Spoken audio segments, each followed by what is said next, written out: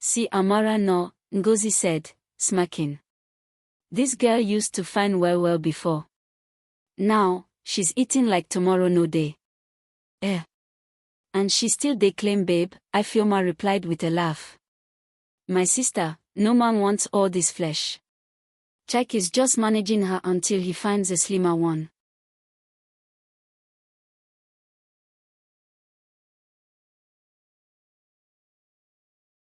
Amara sat before her mirror, the same one she had used since her university days.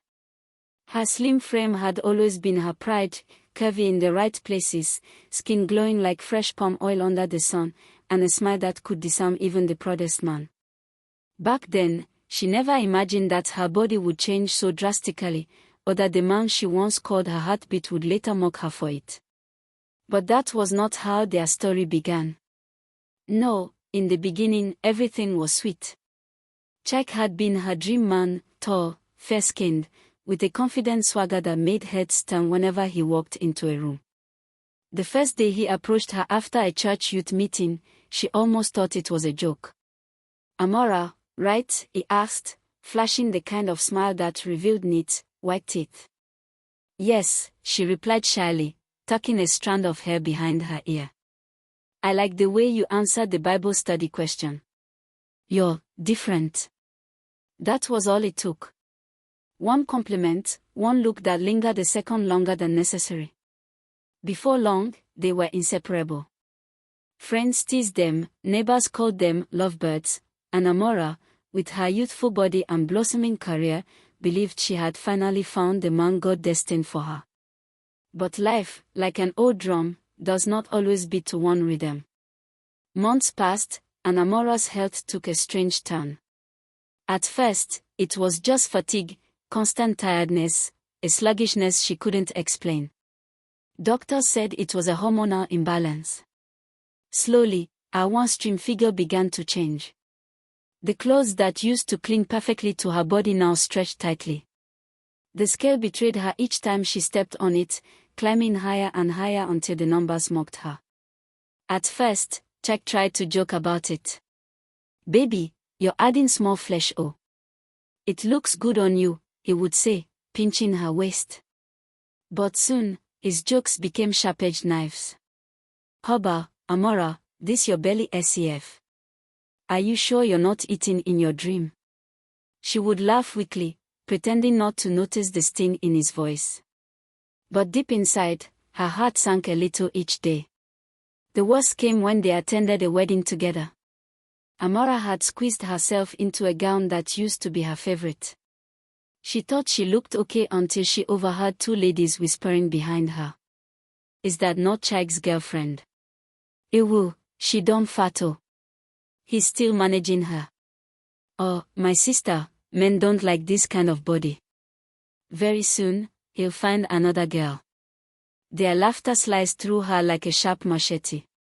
She forced herself to dance, to smile, but the echo of their words followed her home. Later that night, when she asked Chike if he thought she was still beautiful, his careless response almost broke her. Amara, you know I love you, but try and watch it. Men like their women in shape. She swallowed hard, blinking back tears. For the first time, she wondered if his love was conditional, attached not to her soul, but to her body. But she stayed. She loved him too much to walk away. Besides, in the quiet corners of her heart, she feared no one else would want her. Not like this. She had no idea her story was only just beginning, one that would drag her through shame, betrayal, and danger before she would rise again like a phoenix. The office canteen was always noisy at lunchtime, filled with laughter, gossip, and the clattering of cutlery. Amara usually carried her food to her desk, but that day she was too hungry to care. She joined the queue, holding a tray with a plate of jollof rice and chicken, when she noticed two of her colleagues, Ngozi and Ifeoma, whispering nearby. Their voices were not meant for her, but the walls of a canteen have no secrets. See Amara no, Ngozi said, smirking. This girl used to fine well before. Now, she's eating like tomorrow no day. And she still they claim babe, Ifioma replied with a laugh. My sister, no man wants all this flesh.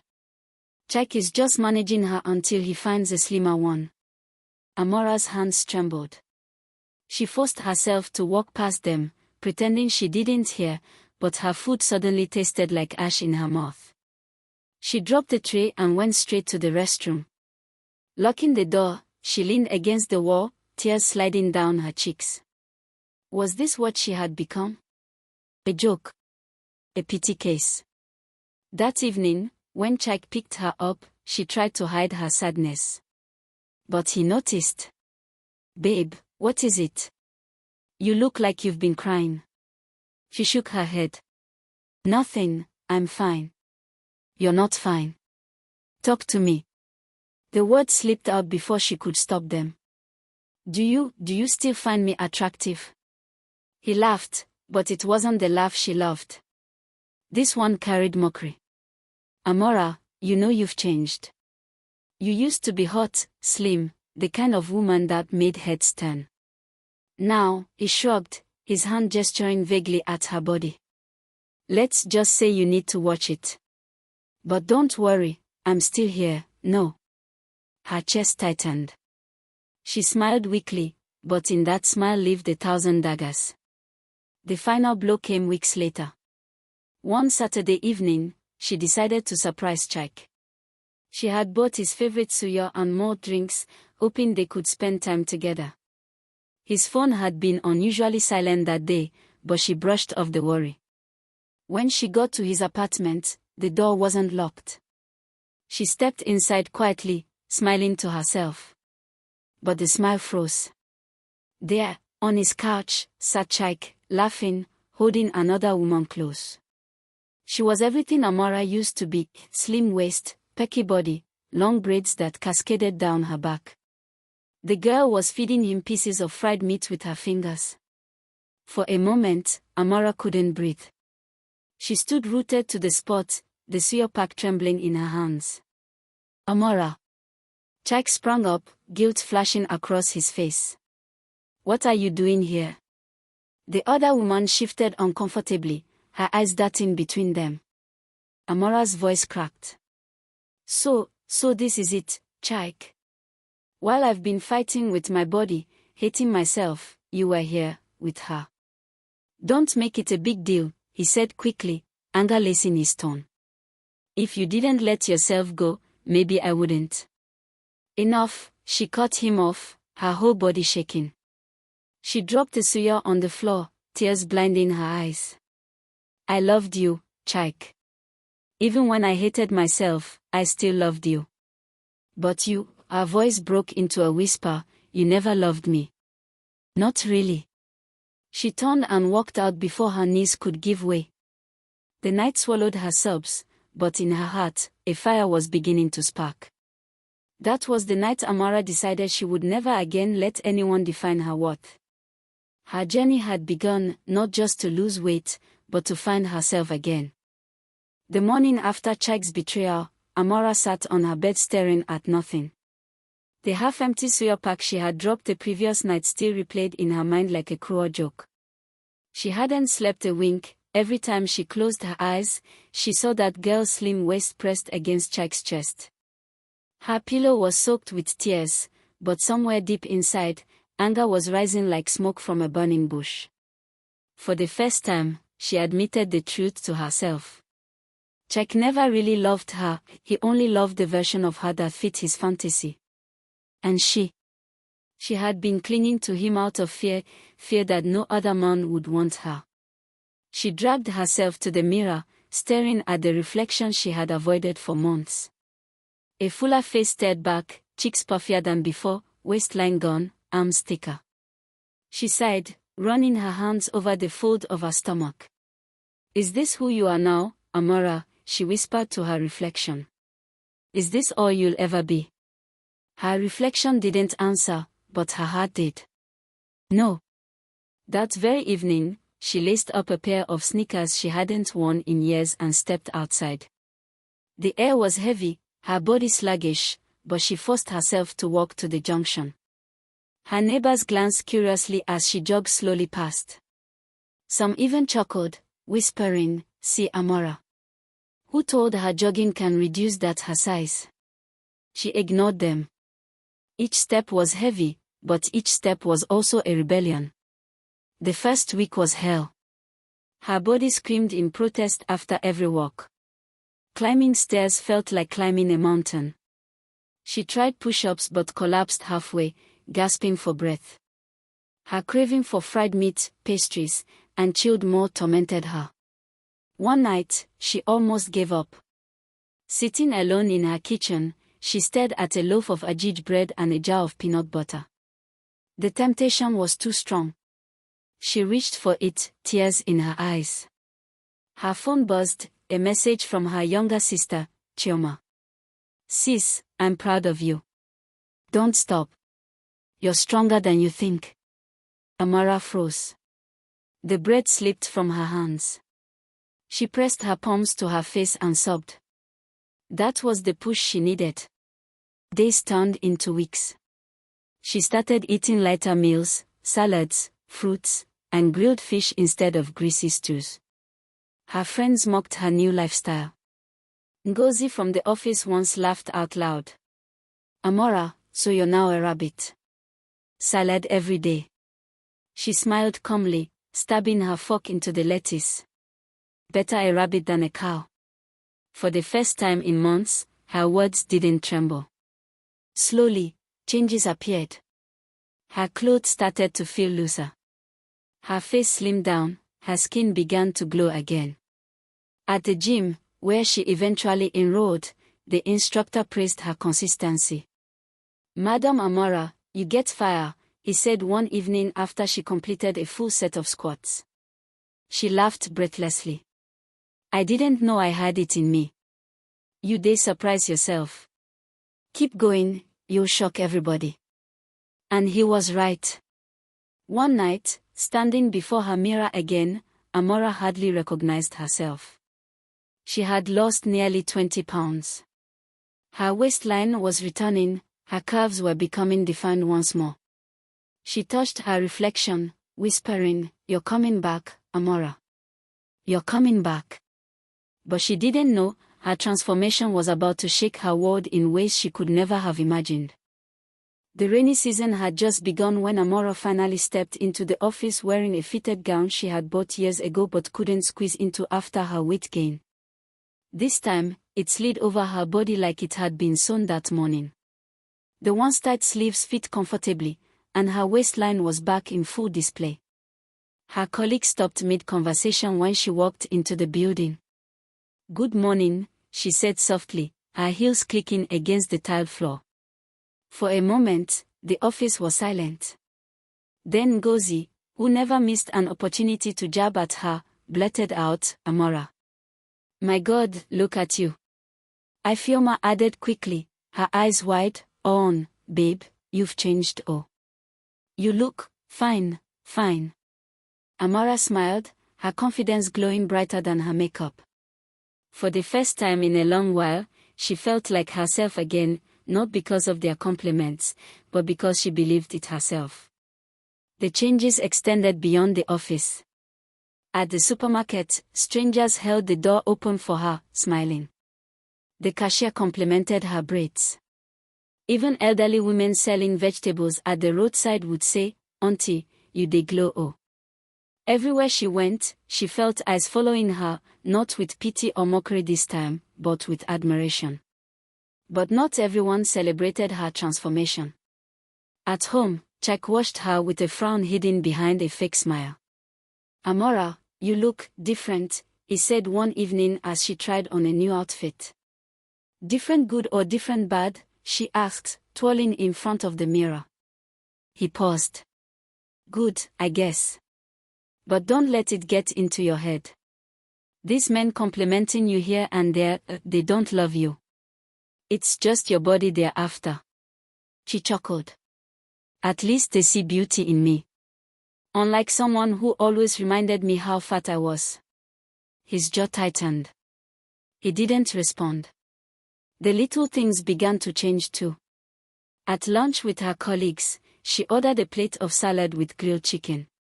Chike, who had come to pick her up, scoffed. So now you're too good for normal food, Abi? Salad queen, he said, loud enough for others to hear. Amora smiled calmly, stabbing her fork into the lettuce. It's called taking care of myself, Chike. Later that night, when she allowed herself a slice of pizza, he smirked again. Better be careful before you go back to where you came from. His words were like poison, dripping slowly into her ears. But this time, she refused to swallow them. At work, however, one man noticed her more than anyone else, Obina. Tall, broad-shouldered, and always smelling faintly of cologne, he seemed to appear at her desk whenever she needed help. Amora, you've been carrying too many files these days. Let me help you. Amora, the meeting notes, you forgot them at the printer. I'll get them for you.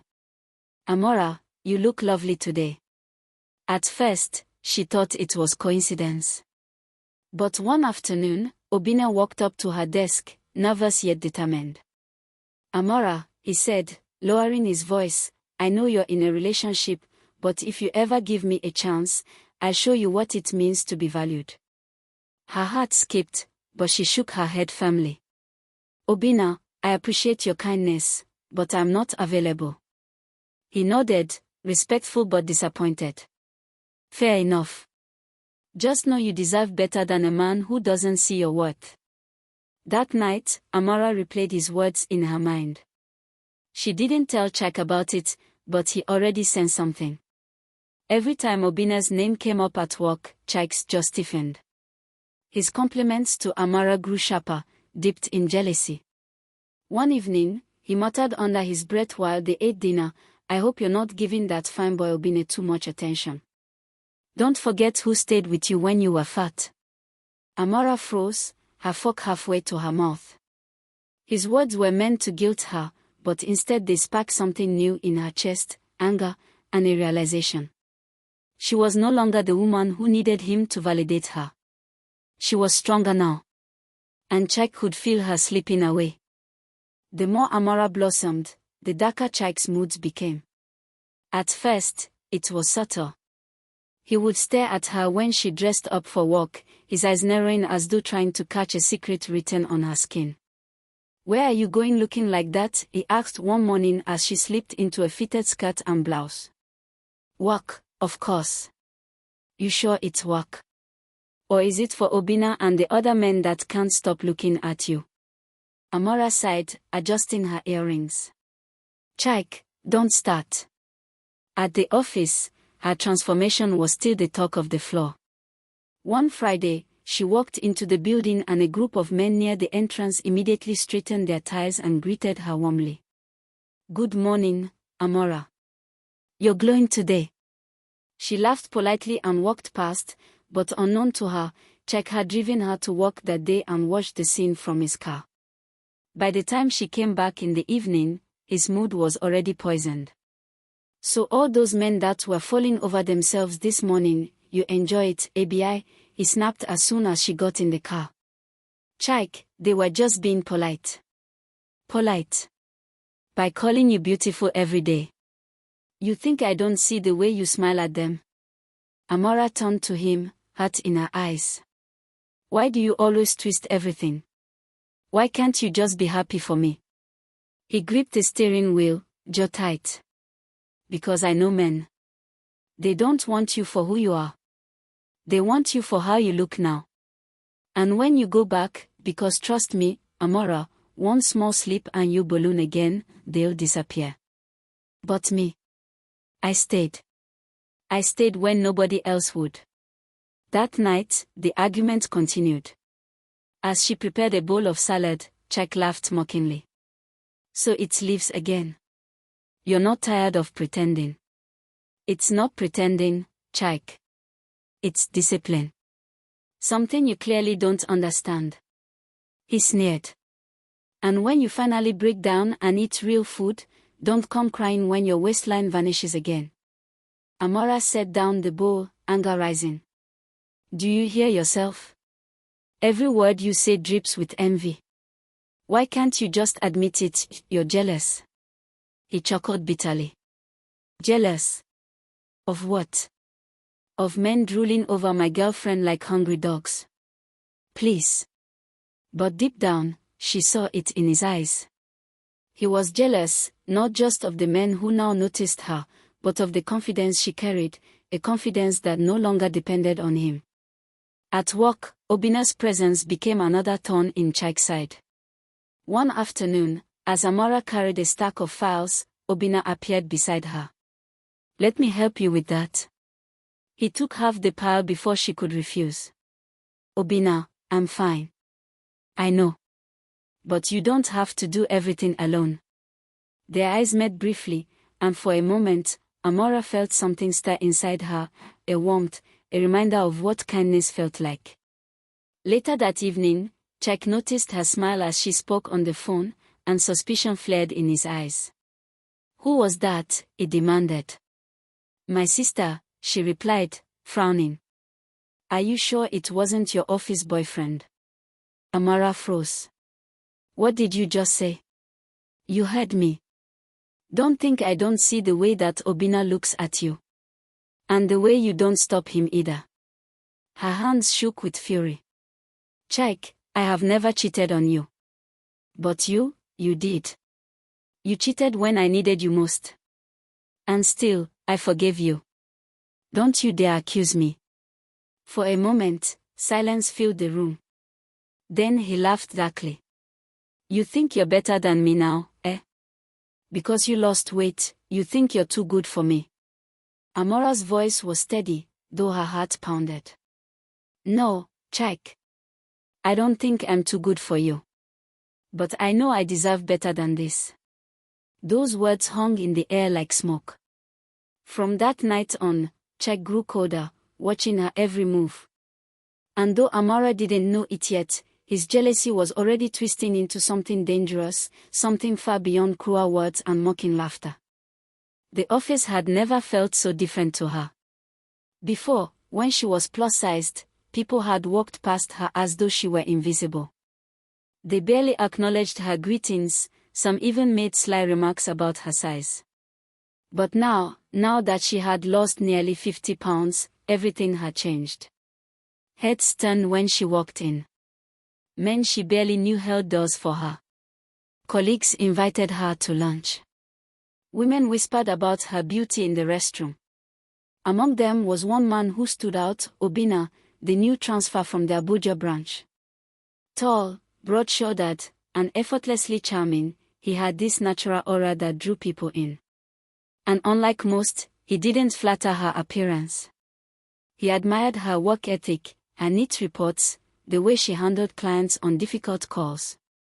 One afternoon, after a stressful presentation, Obina lingered by her desk. Amora, he said softly, you were amazing in there. You made the clients listen, even when they were ready to storm out. She smiled, brushing off the compliment.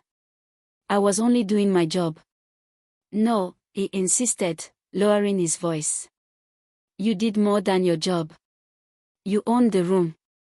Her heart skipped for a moment, but she quickly reminded herself, I have a boyfriend. She cleared her throat. Thanks, Obina. Really?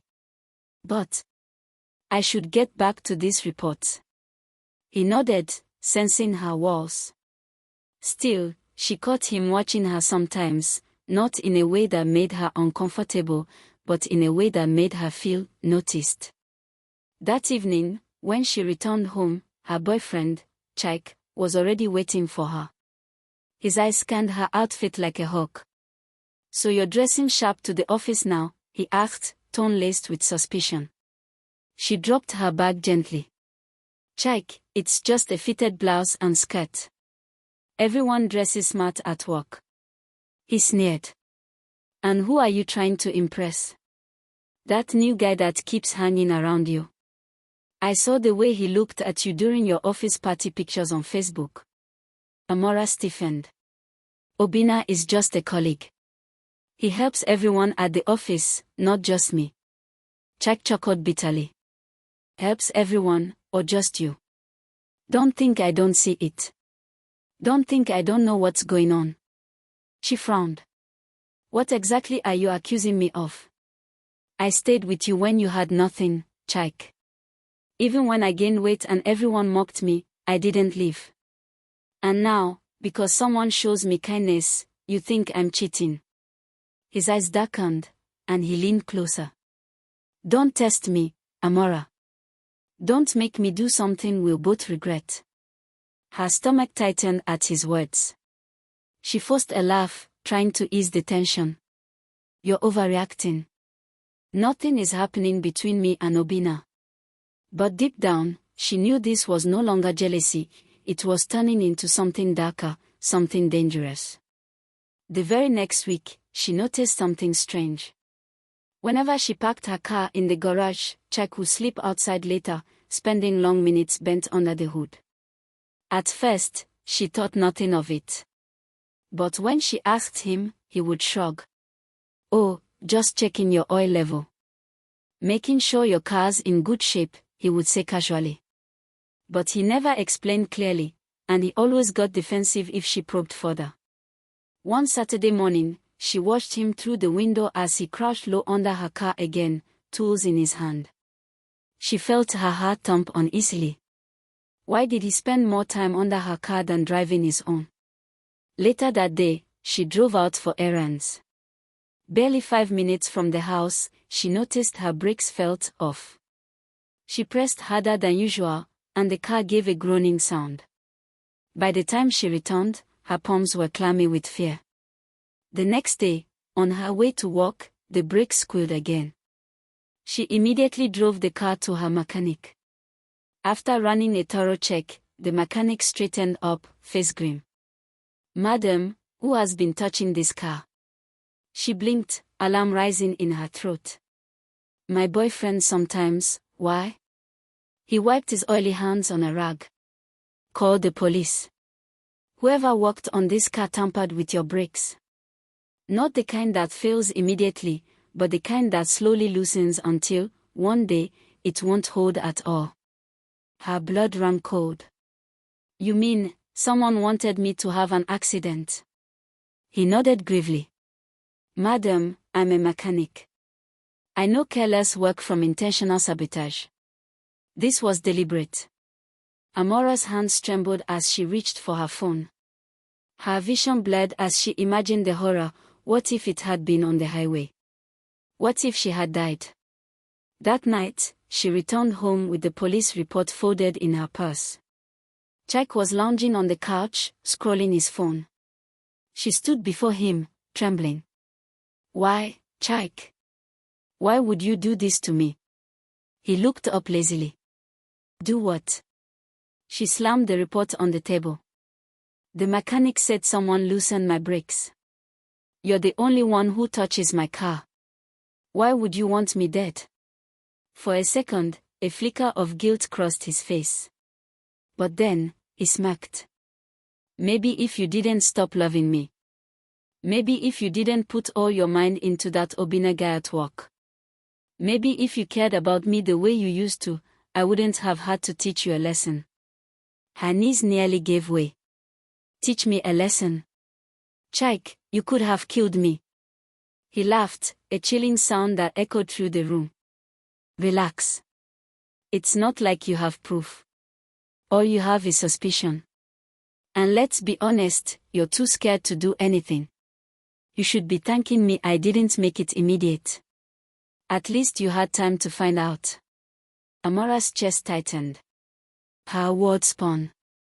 This was no longer the man who had once held her through tears. This was a stranger. A dangerous stranger. Without another word, she grabbed her bag and fled into the night, heart pounding, fear choking her throat.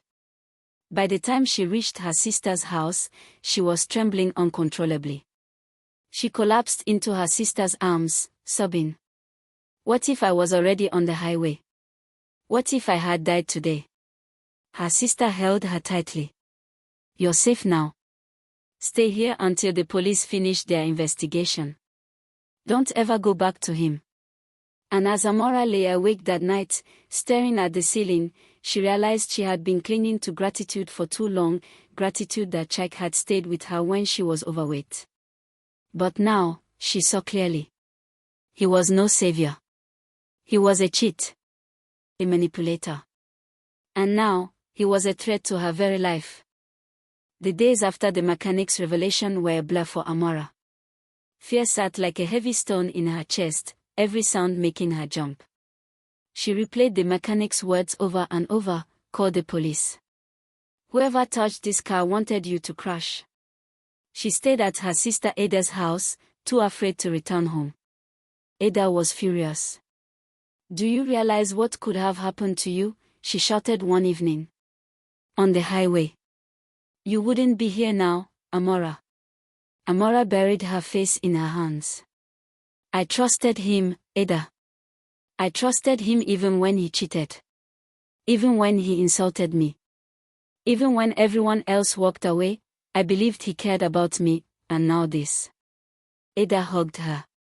"Listen to me. That man doesn't love you. He's dangerous. The sooner you realize that, the sooner you'll be safe." But things didn't end there. A week later, Amora stepped out of her office and saw him leaning casually against her car in the parking lot. His grin was chilling, not warm. "You've been avoiding me," he said smoothly. "That's not fair, Amora." She froze, clutching her bag tighter. "What do you want?" He leaned in closer, lowering his voice.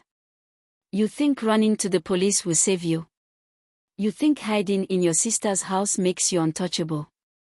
Don't forget, no one has proof. They'll believe me before they believe you. After all, wasn't I the boyfriend who stayed when you got fat?" Amora's throat burned with anger. "You almost killed me, Chike," she snapped. His smile vanished instantly. His jaw tightened, and his eyes darkened with something far worse than jealousy. It was possession. "You're mine, Amora. If I can't have you, nobody will." She gasped, her skin prickling with fear, but just then the new guy from her office, Obina, appeared. "Is everything okay here?" he asked, stepping forward. Chike's mask slipped back on. He smiled, clapped Obina on the shoulder. "Of course, brother. Just talking to my girl." But Amora saw it, his clenched fist, the way he glared when Obina wasn't looking. That night, Amora lay awake at Ada's house. It finally hit her, this wasn't about weight loss, beauty, or attention anymore. This was about survival. Chike was unraveling, and she needed to be prepared for whatever storm was coming next. It was a Friday evening, and Amora had just closed from work. Ada had begged her not to drive alone, but Amora was tired of feeling trapped. She wanted to reclaim her life, to prove to herself that Chike no longer had power over her. The city was alive with honking horns and street vendors shouting, but somehow Amora felt the weight of unseen eyes. She adjusted her rearview mirror, and her stomach dropped. A black SUV was trailing her, keeping a steady distance. At first, she tried to dismiss it. Lagos traffic was messy, after all. But each turn she made, the SUV made too. Each stoplight, it lingered behind her. Sweat beaded at her temples. Her phone buzzed. A text. "I told you, Amora. You're mine. Look behind you." Her breath caught. Her hands trembled on the steering wheel. It was him. Heart pounding, she dialed Ada. "Ada. He's following me. Where are you?" "Amora, don't go home, head to the police station. Now." She swerved sharply, ignoring the angry shouts of Danfo drivers. Her tires screeched as she turned down a busy road, trying to lose him in traffic. But the SUV kept coming, inching closer, headlights flashing like a predator ready to pounce. Amora's mind raced. "If he rams me here, I'm finished. God, please." Suddenly, she remembered, the mechanic's workshop wasn't far. She pressed the accelerator, weaving through traffic recklessly. Horns blared. A Kiki driver cursed loudly. She didn't care. Survival was the only thing on her mind. The SUV accelerated too, its engine growling behind her. Finally, she spotted the signboard of the mechanic's workshop and swerved into the narrow street. Men in grease-stained overalls looked up in surprise as Amora's car skidded to a stop, her hands shaking violently. Seconds later, the SUV appeared at the street's entrance, headlights glaring. It slowed, paused as if reconsidering, then reversed and sped away into the night. Amora sat frozen, gasping for breath, her heart racing like a drum. The mechanic rushed over. "Madam, are you okay?" "Who was that?" Tears blurred her eyes. "My ex is trying to kill me."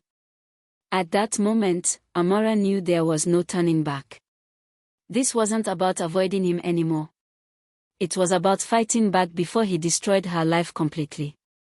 Amora didn't sleep that night. Every time she closed her eyes, she saw the headlights of the SUV chasing her, felt the cold sweat running down her back, and heard Chike's threatening text echoing in her head, "You're mine." She sat on her bed, staring at her phone, torn between fear and courage. For years she had kept quiet, hoping silence would protect her. But silence had only made her an easy target. By dawn, she made her decision. She dialed Ada. "Hello." Ada's groggy voice came through. "Ada. I can't live like this anymore. I'm ready. I'm going to the police today." There was a pause, then Ada's relieved sigh. "Finally, Amora. Enough is enough. I'll go with you." At the police station, Amora's hands trembled as she handed over her phone with Chike's threatening messages. The officer on duty, a stern woman with a commanding presence, scrolled through the text. "Madam, this is evidence of harassment and attempted harm. We can open a case file immediately," the officer said firmly. For the first time in years, Amora felt a flicker of safety. "Officer, you don't understand," she whispered. "He won't stop. He has money, connections, he thinks he's untouchable." The officer leaned closer. "That's exactly why you must fight. If you stay silent, he wins. But if you speak, the law will stand with you." Amora's throat tightened. She had spent so long believing she was powerless, yet here was someone telling her she had a voice. That evening, Chike called. His voice was calm, too calm. "Amora, why are you doing this?" "Police." "Really? Do you know what I can do to you?" For the first time, Amora didn't cry or beg. She pressed the phone to her ear and said in a steady voice, "You don't own me, Chike. And this time, you pay for everything." The silence on the other end was deafening. Then he laughed, low and dangerous. "You think the police can protect you? Watch your back, Amora. This is just the beginning." Amora hung up, her hands shaking, but her spirit was unbroken. For once, she wasn't running. She was preparing to fight. The week after reporting Chike was the longest of Amora's life. Every creak in her house, every sound of a car passing by, made her heart pound. She had stopped going out alone. Even at work, she jumped whenever her phone buzzed. Then one night, it happened. Amora was driving home from Ada's place when headlights suddenly flared in her rearview mirror. They grew closer, blinding. Her chest tightened, she knew those lights. "Chike." Her hands shook as she gripped the wheel, pressing harder on the accelerator. But the SUV behind her roared louder, closing in. The road was quiet, deserted. Just her and him. Her phone rang. His name flashed across the screen. Against her better judgment, she picked up. "You think the police can stop me?" His voice thundered through the car speakers.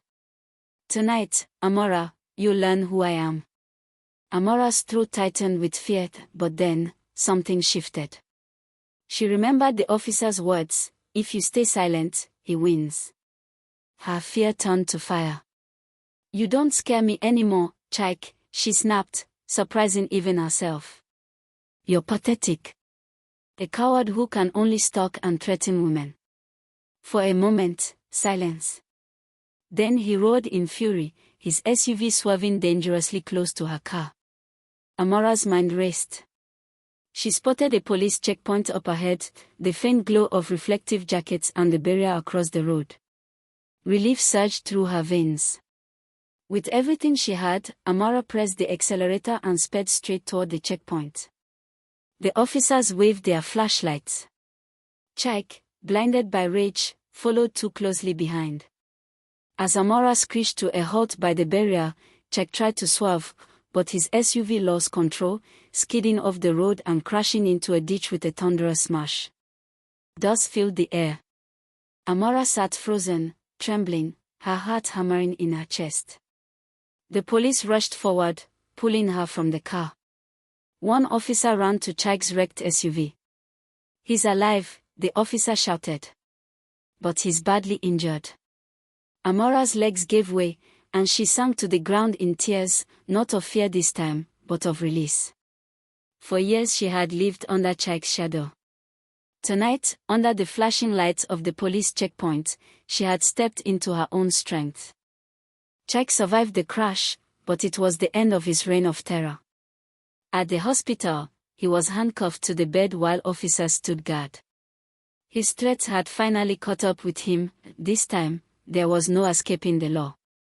The police charged him with harassment, stalking, and attempted assault.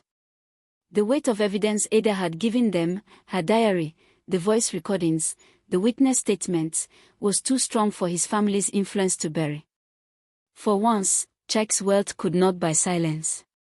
Amora attended the hearings, her heart pounding each time she walked into the courtroom. But with every session, her fear shrunk. She began to notice something strange. It was no longer her shaking under his glare, it was him. Chike, once arrogant and untouchable, looked small in the dock, his charm gone, his control broken. When the judge finally gave his ruling, guilty, Amora felt something inside her loosen. She could breathe again. Life slowly returned to her. She started going out with friends, laughing more, and sleeping without nightmares. Her diary, once filled with fear, became a journal of hope and healing. She even began volunteering at a women's support group, helping others find the courage to speak up, just as she had. One afternoon, as she walked past the police station, she stopped, looked up at the building, and smiled. She had walked in once, trembling and afraid. Now, she walked past with her head held high, free. Amora had not only escaped Tunji's grip, she had reclaimed her life. And this time, she knew one truth that would stay with her forever. Silence protects the abuser. Speaking up sets the survivor free.